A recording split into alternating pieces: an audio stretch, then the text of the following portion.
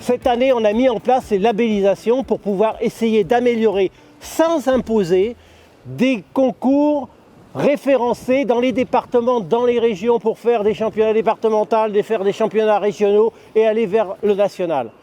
On a maintenu toutes les sélections, alors on va les abaisser avec la crise, hein, bien sûr, on ne va pas vous demander ce qu'on fait d'habitude, mais on a maintenu le potentiel de sélection pour aller au championnat de France. Rendez-vous national indispensable, on ne peut pas rester chacun dans son coin, on ne peut pas se mesurer, il y aura des départements qui feront des choses formidables, puis il y en a d'autres qui feront rien. Donc le rendez-vous national, il est incontournable. On a mis en place un nouveau type de compétition qu'on a appelé les critériums. Et la différence entre les championnats, c'est une compétition de participation, c'est-à-dire que vous devez remplir un contrat technique sur X concours dans l'année. Le critérium, ça sera les meilleurs du département, les meilleurs de la région qui arriveront sur un critérium national. Entre nous, c'est bien évident, les meilleurs seront toujours les meilleurs. Mais en tout cas, ça fait des axes différents et ça vous offre pour chaque cavalier, pour chaque club, des objectifs qui peuvent être différents. Ensuite, pour le haut niveau, on a rassemblé les meilleurs. N'oubliez pas que ceux qui aujourd'hui encadrent les équipes de France, c'est ceux qui ont gagné Rio. On a repris un entraîneur en CSO exceptionnel qui est demandé dans le monde entier et qui encadre et fait travailler nos cavaliers.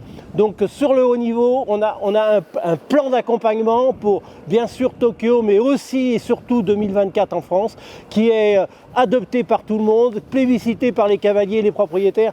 Donc là-dessus, on fera bien sûr des aménagements encore, on adaptera à chaque fois, mais en tout cas, ça s'avance bien.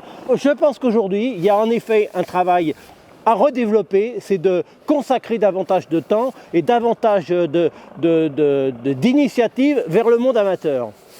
Donc le monde amateur, eh bien un peu comme les clubs, parce qu'il y a beaucoup d'amateurs qui tournent en club, contrairement à ce qu'on peut penser, le monde amateur, il faut qu'on lui offre aussi un grand rendez-vous national, régional et départemental autour d'une qualification participative, un contrat technique à remplir, et puis le même circuit des critériums et des championnats départementaux au niveau national pour les meilleurs de chaque département.